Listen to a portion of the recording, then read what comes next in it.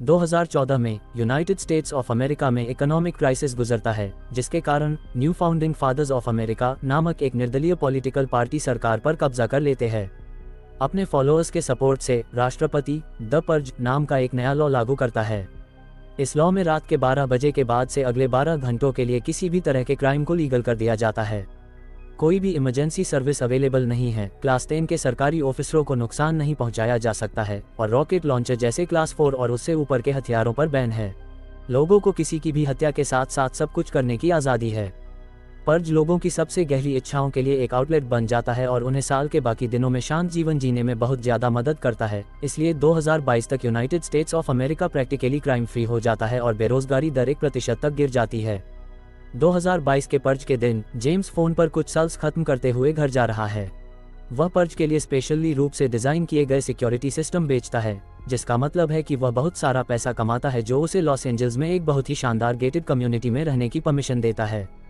उसकी कार में नीले फूल हैं और कई पड़ोसियों ने भी उन्हें अपने यार्ड में रखा है, जो पर्ज लॉ के सपोर्ट का सिंबल है।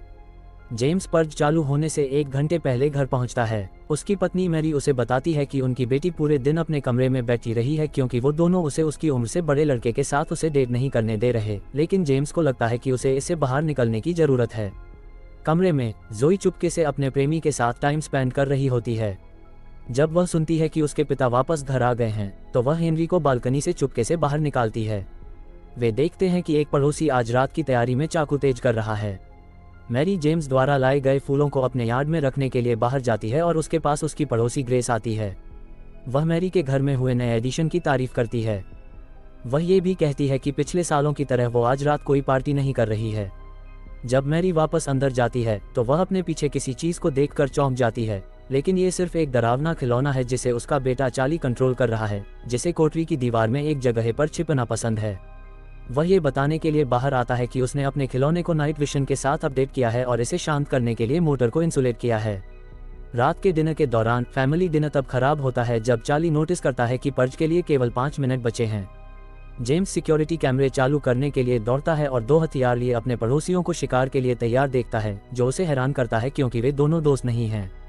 वह ये भी देखता है कि ग्रेस एक पार्टी कर रही है, जिसका मतलब है कि ग्रेस ने मैरी से उसे इनवाइट न करने के लिए झूठ बोला था। अपनी तिजोरी से बंदूक लेने के बाद जेम्स लॉकडाउन मोड को लॉन्च करता है, जो सभी दरवाजे और खिड़कियों को बंद कर देता है। टीवी इमरजेंसी ब्रॉडकास्ट सिस्टम शुरू करता है, जो पर्ज के चालू होने की अनाउंसमेंट करता है और सभी को नियमों की याद दिलाता है। पड़ोस में अलार्म बजने के बाद जोई अपने कमरे में भागती है, पर अचानक हेनरी वहां होता है और उसे बिस्तर पर लेटा देता है, जो फैमिली के डिनर के समय घर में वापस घुस आया था। जोई मस्ती करना चाहती है, लेकिन हेनरी उनके किस को रोकता है और उसे कहता है कि वो यहाँ जेम्स से लड़ने आया है। फिर फैमिली रात के टाइम को बिताने के लिए खुद को बिजी रखने की कोशिश करती है। जेम्स टीवी पर पर्ज के वायलेंट रिजल्ट्स को देखते हुए कुछ कागजी कार्रवाई करता है और चार्ली अपने रिमोट कंट्रोल खिलौने के साथ खेल रहा है, जो टेलीविजन पर खूनी न्यूज से परेशान है। पड़ोस में गोलियों की आवाज सुनकर मैरी परेशान हो जाती है, लेकिन कैमरों पर कुछ भी नहीं होता है, इसलिए जेम्स उसे बताता है कि सब ठीक है। कुछ समय बाद चार्ली अपने खिलौने के कैमरे से देखता है कि कोई आदमी सड़कों पर दौड़ रहा है। वह स्क्रीन को करीब से देखने के लिए दौड़ता है और घायल आदमी को मदद के लिए भीख मांगते हुए सुनता है। दूर से गोलियों की आवाजें सुनी जा सकती हैं, इसलिए चार्ली टेम्पररी रूप से सिक्योरिटी सिस्टम को डिसेबल कर देता है और घायल आदमी को अंदर आने देने के लिए जल्दी से सामने का दरवाजा खोलता है। जेम्स इस सिक्योरिटी में चेंजेस को नोटिस करता है और फिर से लॉकडाउन मोड को चालू करने के लिए दौड़ता है। गेट बंद होने लगता है, लेकिन घायल आदमी समय रहते अंदर घुस जाता है। जब चार्ली के माता पिता अजनबी को देखते हैं तो जेम्स अपनी बंदूक तैयार कर लेता है। उसी समय हेनरी नीचे आता है और जेम्स पर बंदूक तानता है, लेकिन उसे मैरी देख लेती है, जो अपने पति को बचने के लिए कहती है। हेनरी और जेम्स दोनों गोली चलाते हुए आगे बढ़ते हैं, जिससे जेम्स को चोट नहीं लगती, लेकिन हेनरी को चोट लगती है और जोई को उसे अपने कमरे में वापस लाने में मदद करनी पड़ती है। हेनरी का बहुत खून बह रहा है और जोई को नहीं पता कि उसकी कैसे मदद करनी है। इस बीच जेम्स को पता चलता है कि अजनबी गायब हो गया है और चार्ली को उसे अंदर आने देने के लिए डांटता है, जिसके बाद वो चार्ली और मैरी को सिक्योरिटी रूम में ले जाता है। एक बार जब वे सिक्योरिटी रूम से छिप जाते हैं तो जेम्स जोई की तलाश में जाता है, लेकिन हेनरी को उसके बेडरूम में मरा हुआ पाता है। कॉरिडोर में अजनबी सबकी नजरों से बच के निकल जाता है। अचानक मैरी को जोई की आवाज सुनाई देती है और वह उससे मिलने के लिए कमरे से बाहर निकल जाती है। वह अपने बॉयफ्रेंड की मौत से घबरा जाती है और कसम खाती है कि उसे उसके इस प्लेन के बारे में पता नहीं था। मैरी कुछ करती उससे पहले जोई दुखी होकर छिपने के लिए भाग जाती है। उस समय सभी तरह के हथियारों से लैस नकाबपोश लोगों का एक ग्रुप यार्ड में दिखाई देता है। जब वे घंटी बजाते हैं तो चार्ली और उसके माता पिता स्क्रीन चेक करते हैं और देखते हैं कि ग्रुप का लीडर सामने वाले कैमरे के सामने अपना मास्क उतार रहा है। वह जानता है कि यह घर किसका है और जेम्स की फैमिली से ऐसे बात करता है जैसे वे रिलेशन में हों। वो उन्हें परज की इम्पोर्टेंस के बारे में बताता है और उनके गार्डन के नीले फूलों पर कमेंट करता है। ग्रुप उस अजनबी के पीछे है और पड़ोसियों ने उन्हें बताया कि वह जेम्स के घर में छिपा है। लीडर फैमिली से अजनबी को बाहर भेजने के लिए कहता है ताकि ग्रुप उसे मार दे और अपना परज पूरा कर सके। वो उन्हें उनके इक्विपमेंट्स आने तक का समय देता है। अगर तब तक वो अजनबी को बाहर नहीं भेजते तो ग्रुप घर में घुसकर परिवार को मार डालेगा। जैसे ही ग्रुप दूर जाता है, घर की बिजली चली जाती है, इसलिए कैमरे चालू रखने के लिए बैकअप जनरेटर चालू हो जाते हैं। मैरी जेम्स से पूछती है कि क्या सिक्योरिटी सिस्टम उनकी रक्षा करेगा, लेकिन वह मानता है कि यह सिस्टम प्रैक्टिकली रूप से केवल दिखावे के लिए है। ये घर के आसपास से निकलने वाले राहगीरों को घर में घुसने से चौकन्ना करती है, लेकिन हैवी फोर्स का सामना नहीं कर सकती। चार्ली घायल आदमी को बाहर नहीं निकालना चाहता, लेकिन जेम्स बताता है कि उनके पास और कोई ऑप्शन नहीं है। टॉर्च का इस्तेमाल करते हुए जेम्स और मैरी घर के चारों ओर उस आदमी की तलाश में निकल पड़ते हैं और अपने रास्ते में कई खून के धब्बे पाते हैं। सिक्योरिटी रूम में चार्ली ग्रुप को कैमरों के लिए गंदे इशारे करते और बगीचे में बच्चों की तरह खेलते हुए देखता है। आखिरकार जेम्स अजनबी को कॉरिडोर में पाता है और उसका पीछा करने की कोशिश करता है, लेकिन वह जल्दी ही अंधेरे में उसे नजरअंदाज कर देता है। फिर चार्ली अपना खिलौना भेजता है और लिविंग रूम में सोफे के पीछे छिपे आदमी को ढूंढने के लिए उसकी नाइट विजन का इस्तेमाल करता है। पहले तो अजनबी खिलौने से डर जाता है, लेकिन कुछ हिचकिचाहट के बाद वह उसका पीछा करना शुरू कर देता है। चार्ली खिलौने का इस्तेमाल करके आदमी को कोठरी की दीवार पर उसकी स्पेशल जगह पर ले जाता है। जब तक मैरी उस कमरे में पहुंचती है, अजनबी पहले ही छेद को ढक चुका होता है और उसे देखा नहीं जा सकता। अचानक मैरी दूसरे कॉरिडोर में एक अजीब सी आवाज से चौंक जाती है और वो वहां चेक करने का फैसला करती है। इस बीच ग्रुप का लीडर जेम्स को बुलाता है और उसे सिचुएशन पर डिस्कस करने के लिए दरवाजे पर आने के लिए कहता है। जेम्स उसे समझाता है कि वह परज को सपोर्ट करता है और वह उन्हें अजनबी दे देगा, बस वह उसे घर में ढूंढ नहीं पा रहा है। जब ग्रुप का एक मेंबर इंतजार करने से शिकायत करता है तो लीडर उसके सिर में गोली मार देता है और फिर जेम्स को याद दिलाता है कि उनका इक्विपमेंट जल्द ही आ जाएगा और इससे उन्हें अंदर आने में मदद मिलेगी।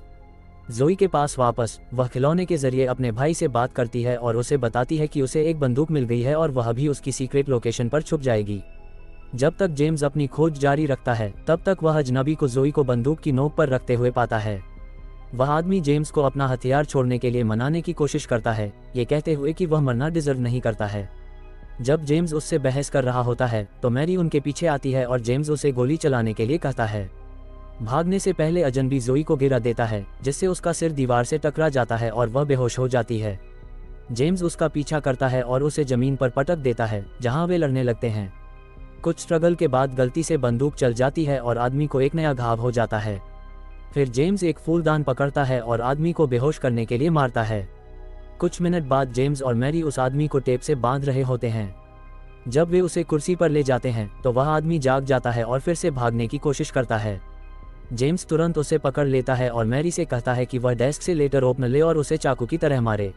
मैरी लेटर ओपनर को पकड़ती है और उसे आदमी के घाव में घुसा देती है, जब तक कि वह को ऑपरेट करने के लिए राजी नहीं हो जाता। फिर जेम्स उसे कुर्सी पर बिठाता है और टेप लगाना शुरू करता है, लेकिन मैरी को फील होता है कि वे क्रूर हो रहे हैं और बोलती है कि वह अब ऐसा नहीं कर सकती। जब वह पलटती है तो वह देखती है कि चार्ली गायब है और वो उसे ढूंढने जाती है।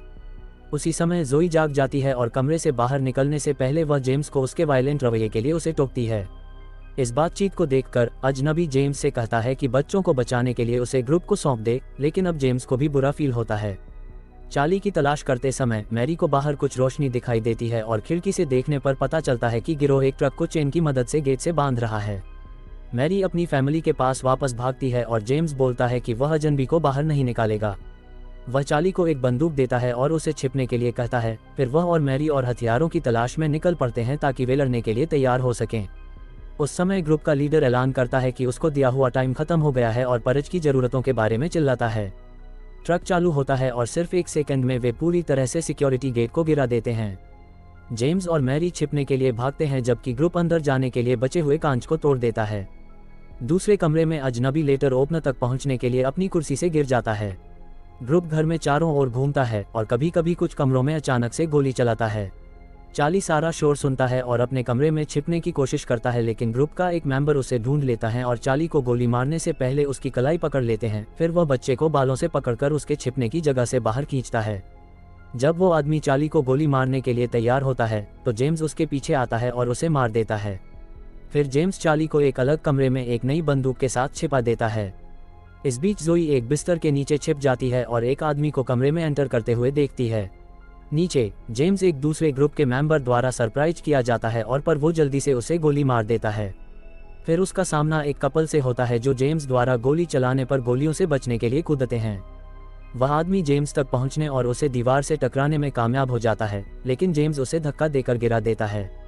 फिर उसे लड़की के कुल्हाड़ी के हमलों से बचना पड़ता है, लेकिन वो आदमी फिर से जेम्स पर कूद पड़ता है और पूल टेबल पर उसका गला घोंटना शुरू कर देता है। जेम्स एक बॉल उठाता है और उस आदमी के सिर पर वार करके उसे गिरा देता है। लड़की फिर से हमला करने की कोशिश करती है, लेकिन जेम्स उसे गोली मारकर मार देता है। उस समय लड़का जेम्स को क्यू स्टिक से मारता है और उसे निहत्था कर देता है, इसलिए अब दोनों आदमी बंदूक के लिए लड़ रहे हैं। डेस्पेरेट जेम्स लड़के के सिर को पिनबॉल मशीन पर तब तक पटकता है जब तक वह मर नहीं जाता। अचानक ग्रुप का एक और मेंबर खिड़की से घुसता है और जेम्स गोली लगने से बचने के लिए उसका हाथ पकड़ लेता है। दोनों आदमी फर्श पर गिर जाते हैं और लड़ने लगते हैं। जेम्स पहले कुल्हाड़ी पकड़ता है और फिर उस आदमी की पीठ पर वार करता है और फिर गोली से उसे खत्म करता है। इसके बाद वह कमरे से बाहर निकलने की कोशिश करता है, लेकिन लीडर उसे पकड़ लेता है और उसे चाकू मार देता है, जो धीरे से उसके शरीर को जमीन पर गिराता है और कहता है कि जेम्स की आत्मा प्योर हो गई है। वह उसे इस एक्सपीरियंस के लिए थैंक्स भी करता है और जाने से पहले उसके माथे को चूमता है। जब ग्रुप के दूसरे मेंबर घर के चारों ओर भागते हुए चीजों को तबाह कर रहे थे, चार्ली ने सिक्योरिटी कैमरों को देखा और पड़ोसियों को बाहर इकट्ठा होते देखा। ट्रक में ग्रुप के 2 मेंबर अभी भी इंतजार कर रहे थे, पर पड़ोसियों ने उन्हें तुरंत मार दिया। इस बीच मैरी घर के अंदर आगे बढ़ती रही और अचानक ग्रुप की लड़की ने उसे दीवार से टकरा दिया। जल्द ही एक आदमी उसके साथ मिल गया और मैरी को पकड़ लिया, जबकि लड़की उसे गुदगुदी करके टॉर्चर कर रही थी। फिर वह एक ब्लेड निकालती है, लेकिन इससे पहले कि वह हमला कर पाती, पड़ोसी आ जाते हैं और ग्रुप के दोनों मेंबरों को गोली मार देते हैं। जब वह होश में आती है तो मैरी दूसरे कमरों में और गोलियों की आवाज़ सुनती है और जांच करने जाती है, लेकिन सीढ़ियों के पास खून से लथपथ जेम्स को पाती है। वह अपने बच्चों को पुकारती है और चार्ली तुरंत आ जाता है, लेकिन गिरोह का लीडर भी आ जाता है। जब वह उन्हें गोली मारने वाला होता है तो जोई आती है और उससे पहले उसे मार देती है। फिर फैमिली को पड़ोसियों ने घेर लिया, जिन्होंने ग्रुप के बाकी मेंबरों को मार डाला था। ग्रेस ने बोला कि यह फैमिली उनका शिकार है, इससे पहले कि पड़ोसी जेम्स के शरीर को खींच कर ले जाएं और बाकी परिवार को बांधने की कोशिश करें। मैरी लड़ती है, लेकिन जब वे बच्चों को मारने की धमकी देते हैं तो उसे कोऑपरेट करने के लिए मजबूर होना पड़ता है। जब मैरी और बच्चों को टेप से बांध दिया जाता है तो ग्रेस बताती है कि लोकल लोग जेम्स की फैमिली से अपने पड़ोसियों की सिक्योरिटी की सेफ्टी से कमाए गए पैसे के शो ऑफ से थक गए थे। पड़ोसियों का ग्रुप जेम्स की फैमिली को मारने के लिए अपने हथियार तैयार करता है, लेकिन पहले वे परज और यूएसए के पक्ष में प्रे करते हैं। अचानक चार्ली का खिलौना कमरे में दिखाई देता है और जब सभी का ध्यान उस पर जाता है तो घायल अजनबी वहां आता है और ग्रेस को होस्टेज बनाते हुए कुछ पड़ोसियों को मुक्का मारता है। वह ग्रेस को छोड़ने के साथ सभी को अपने हथियार गिराने और फैमिली को छोड़ने के लिए मजबूर करता है। फिर वह मैरी को एक ऑप्शन चुनने के लिए कहता है, लेकिन मैरी वायलेंस को खत्म करना चाहती है। वह सभी को लिविंग रूम में बैठा देती है और बाकी घंटों तक चुपचाप इंतजार करती है। बाद में परज के कुछ ही मिनट बचे होने पर मैरी बच्चों को देखने के लिए मुड़ती है और ग्रेस उससे बंदूक लेने की कोशिश करती है।